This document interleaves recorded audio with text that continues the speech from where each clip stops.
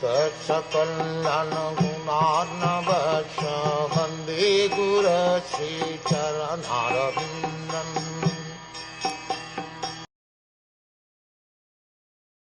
The independent personality of Godhead enjoys his pastimes by his internal potency, and at the time of annihilation gives them up to the external potency, and he remains a witness to it all. Lord Sri Krishna, being the supreme personality of Godhead and fountainhead of all other incarnations, is the only independent person. He enjoys his pastimes by creation as he desires and gives them up to the external energy at the time of annihilation. By his internal potency only, he kills the demon Putana, even though enjoying his pastimes in the lap of his mother Yashoda.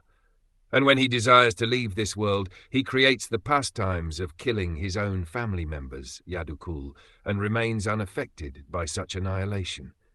He is the witness of everything that is happening, and yet he has nothing to do with anything. He is independent in every respect. Maharaj Parikshit desired to know more perfectly, for a pure devotee ought to know well.